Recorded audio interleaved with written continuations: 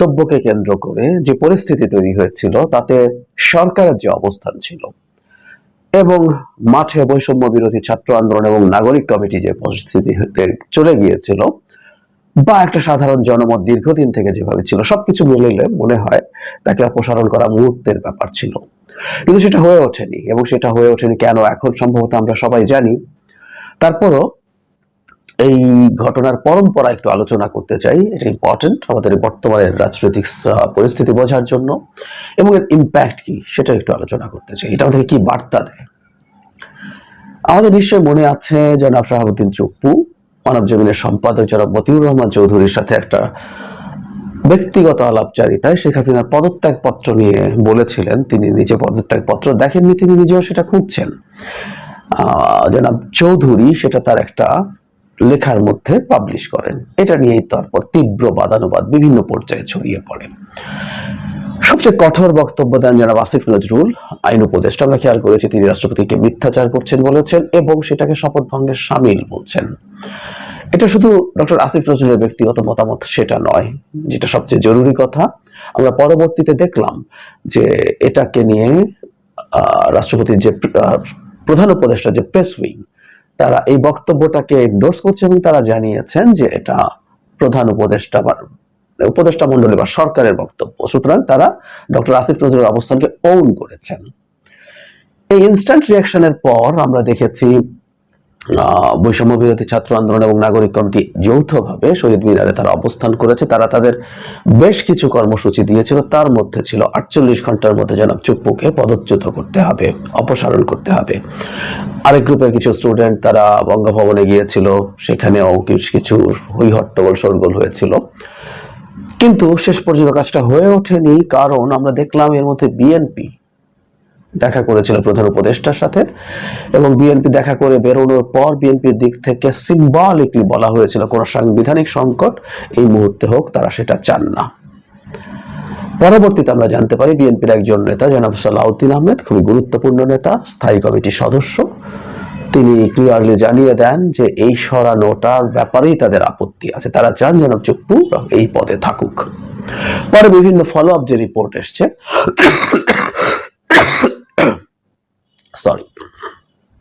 Follow up যে রিপোর্টগুলো এসছে তাতে দেখা গেছে, এটা তারা মনে করছেন বিএনপি, রাষ্ট্রপতিকে সরালে সেখানে কি আসবে না আসবে এটা একটা যে সাংবিধানিক সংকট তৈরি হবে সেটাতে তৃতীয় পক্ষ এখানে অস্থিরতা তৈরি করতে পারে বা ক্ষমতা দখল করতে পারে।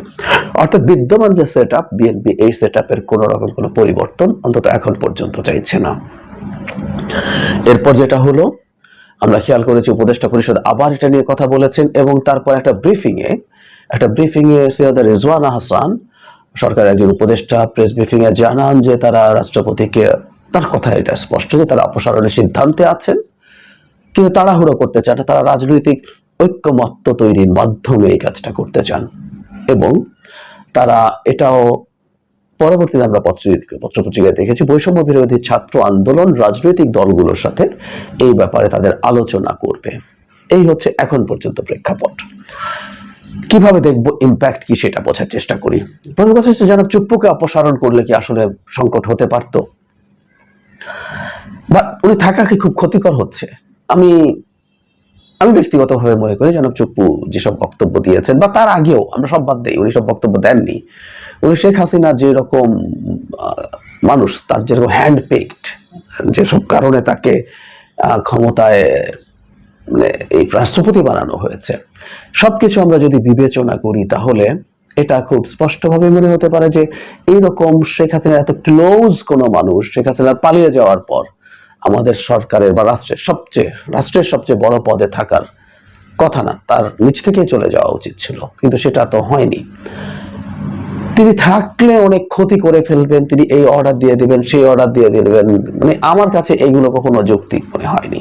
তাকে যেতে হবে, যা উচিত হতো নৈতিক কারণে। তিনি এমনকি প্রচুর করাপশনের সাথে আগে জড়িত ছিলেন, তিনি তার দ্বৈত নাগরিকত্ব আছে এমন অভিযোগ আমাদের সামনে জুলকারনাইন সায়ের এনেছেন। তারপরে ফাইনালি এই যে মন্তব্য পদত্যাগ নিয়ে, এই মন্তব্যগুলোও তার করা ঠিক হয়নি। এটা আছে কি নেই তাত্ত্বিকভাবে বলছিল, যদি এটা পেয়ে নাও থাকেন, এগুলো তো গোপনীয়তা লঙ্ঘন করেছেন এই বক্তব্যগুলো তিনি ইভেন জনাব মতিউর রহমান চৌধুরীর সাথে ব্যক্তিগত আলাপচারিতায় এনে তার তো গোপনীয়তা রক্ষা মানে শপথও আছে। সো এই সবগুলো পরিস্থিতিকে আমরা যদি একত্রে, তার থাকা উচিত ছিল না, কিন্তু তিনি থেকে বিরাট কোনো কাণ্ড ঘটিয়ে দিবেন, তিনি জরুরি অবস্থা জারি করে ফেলতে পারবেন, মানে কেউ কেউ বলেন, মানে আমরা সবাই কেন যেন সংবিধানে রাষ্ট্রপতি পড়ি এটাকে রাষ্ট্রপতি মনে করে বহুবার বলেছি আমরা। কনস্টিটিউশন আর্টিকেল 48(3 যদি বিবেচনায় নেই, তাহলে প্রধানমন্ত্রী নিয়োগ এবং প্রধান বিচারপতি নিয়োগ ছাড়া যত জায়গায় রাষ্ট্রপতি আছে সবগুলো আসলে প্রধানমন্ত্রী করতে হবে। সুতরাং এটাও কোনোদিনও প্রধানমন্ত্রীর জায়গায় এখন আমাদের চিফ অ্যাডভাইজার আছেন, তার পরামর্শ ছাড়া রাষ্ট্রপতি ডেকে দিলেই জরুরি অবস্থা হয়ে যাবে, মোটেও না। আর তিনি অত্যন্ত ভীত একজন মানুষ হয়েই এখন এই পজিশনে বসে আছেন। আমি আগের ভিডিওতে বলেছি তিনি মূলত এখানে আছেন এবং থাকতে চাইবেন, কারণ এখানে থাকা মানেই হচ্ছে তিনি ফৌজদারি যে বিচার ব্যবস্থা তার বাইরে আছেন, সেটা দিয়েই তিনি, তার জন্য বিরাট সন্তুষ্টির ব্যাপার। উনি এখানে বাংলাদেশে বসে ইন্ডিয়ার হয়ে বা শেখ হাসিনার হয়ে কোনো খেলায় ঢুকতে চাইবেন কোনো কারণ নেই। শেখ হাসিনা পালিয়ে তাকে দিয়ে কিছু করাবে, শেখ হাসিনা তো পালিয়ে আছে, তিনি দেশে বসে এই সাহস করবেন? নো ওয়ে, এটা করেন না। আমাদের মনে আছে, অনেকে উদাহরণ দিচ্ছেন, 1/11 সময় জনাব ইয়াজউদ্দিন 1/11 ঘটে যাওয়ার পর তো তিনি দায়িত্বে ছিলেন, তাকে সরানো হয়নি এবং কোনো ক্ষতিকর কিছু তিনি করতে পারেননি। ঠিক একই রকম পরিস্থিতি এখানে আছে, এটা আমাদের মনে করার কারণ আছে। আবার বিএনপি তার জায়গা থেকে এই জিনিসটাই ভেবেছে সম্ভবত যে ও থাকায় কোনো ক্ষতি হচ্ছে না, কিন্তু তাকে সরালে অনেকেই টার্গেটেড হচ্ছেন। আমার মনে হয় বিটিং অ্যারাউন্ড দ্য বুশ না করে স্পষ্ট কথাটা বলে ফেলা ভালো। একটা কথা চাউর আছে এভাবে, এবং এই আলাপটা আনা হয়েছে, সেটা হলো এই মুহূর্তে দুজন মানুষকে সরিয়ে ফেলা জরুরি। একটা হচ্ছে জনাব শাহাবুদ্দিন চুপ্পু, আর একজন হচ্ছে সেনা প্রধান।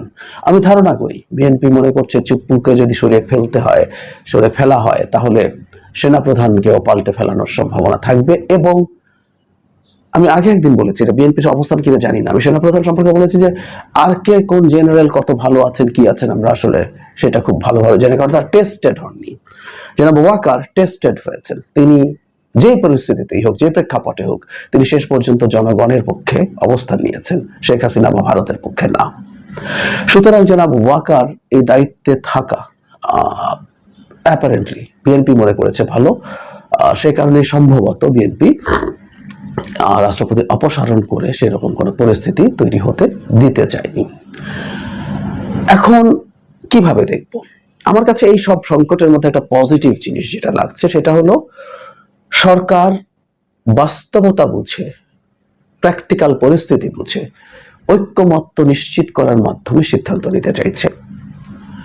আমরা খেয়াল করবো সরকারের উপর তীব্র চাপ আছে, বৈষম্য বিরোধী ছাত্র আন্দোলনের, নাগরিক কমিটি, এরা সবই আসলে মানে তারা সরকারের সমালোচনা করেন, কিন্তু আসলে সরকারের লোক হিসাবে মানুষ দেখেন। হ্যাঁ, তাদের প্রতিনিধিরা, তাদের সাথে যারা একসঙ্গে কাজ করছেন, তারা সরকারে আছেন, তারা সরকারের বিভিন্ন জায়গায় বিভিন্ন ভাবে তাদের প্রভাব আছে, এটা এই সোসাইটি জানে। হ্যাঁ, কিছু মিসপারসেপশনও আছে তাদেরকে নিয়ে, সেটাও সন্দেহ নেই, কিন্তু তারা আজ চাপ দিচ্ছেন, তাদেরকে দিয়ে মাঠে চাপ দেওয়ানো হচ্ছে, এভাবেও কেউ ইন্টারপ্রিট করতে চাইছেন। পারসেপশন ম্যাটার্স, বাস্তবে কি হয়েছে সেটা বড় কথা না, এরকম পারসেপশন আছে, সবাই তা মনে করছে তা বলছি না, অনেকেই সেটা মনে করেন। তো তারা যখন একটা সময় বেঁধে দেন, যেমন ছাত্রলীগকে নিয়ে সময় বেঁধে দেওয়া হলো এবং ছাত্রলীগের ব্যাপারে স্টেপ নেওয়া হলো, এখন যখন রাষ্ট্রপতিকে নিয়ে সময় বেঁধে দেওয়া হলো সেটা রাখা হলো না, এটা অ্যাপারেন্টলি এই দুটো সংগঠনের প্রভাব সরকারের উপরে বা সমাজে সেটা নিয়ে কিছুটা প্রশ্ন তৈরি করবে। এই প্রভাব তৈরি করা সরকারের মাঠের যে শক্তি, সরকারের মাঠের শক্তি হিসাবে অ্যাক্টিভলি আমি ধারণা করি এদেরকেই মনে করেন। তো সেটার একটু শক্তিহীনতা দেখা যাচ্ছে, এটার মেসেজ খুব ভালো না।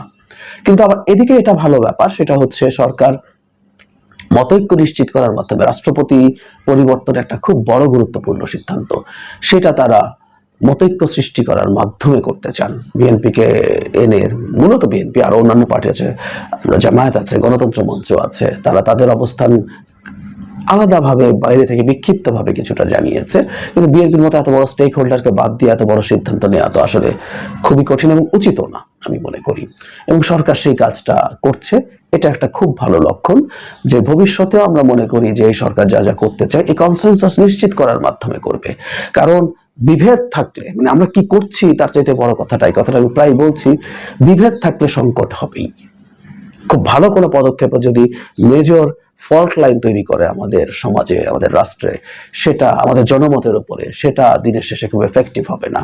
আবার কোনো কোনো খুবই টাফ এবং র্যাডিক্যাল সিদ্ধান্ত যদি আমরা একত্রে থেকে, ইউনিটির মধ্যে থেকে, ঐক্যমতে থেকে করতে পারি, সেটা আমাদের ক্ষতি করতে পারবে না। সুতরাং এই সংকটটা